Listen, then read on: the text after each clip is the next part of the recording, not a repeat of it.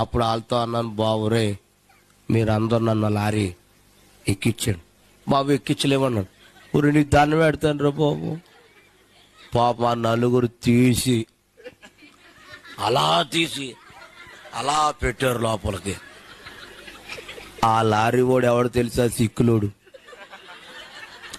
ఆడికేమో తెలుగు రాదు, నాకేమో హిందీ రాదు. ఆడు లోపలికి వెళ్ళాక అంటాడు, కేకే అంటున్నాడు. కేకే కదరా బాబు, పోనీ అన్నాను. ఆడు రై రై మని తోలేస్తున్నాడు. మన దిగి ఊరు వచ్చేసింది. ఆడు జడిచిపోయి ఆడు ఆపేశాడు. మన భాష రాదు కదా ఆడికి. సర్లే, అక్కడేమో మా వాళ్ళు ఎక్కిచ్చారు. ఇక్కడ ఎవరు దింపుతాడు? ఎవరన్నా ఉన్నారని చూస్తే ఎవడు లేడు. ఈడెట్టాడు, కేక దిగిపోమన్నాడు. ఆగర బాబు దూకుతో చచ్చిపోతాడు. నాయన ఆడితో అన్నాను, రే నువ్వు నన్ను దింపాలి అన్నాడు.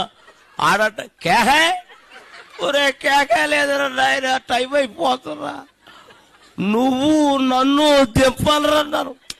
కేకే అన్నాడు. ఆడికి ఎన్ని సైన్ చేసినా అర్థమవుతలేదు. అప్పుడు ఆలోచించాను, మనం దిగే గుమ్మ ఉన్నది కదా, ఆ వారికి వచ్చేసి నువ్వు నన్ను దింపాలరా అన్నాను.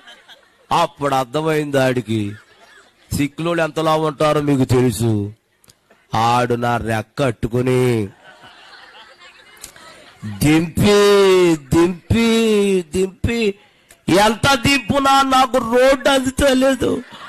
ఆడు నాతో పాటు దిప్పి దిప్పి దిప్పి నా మీద బాబు పడిపోయి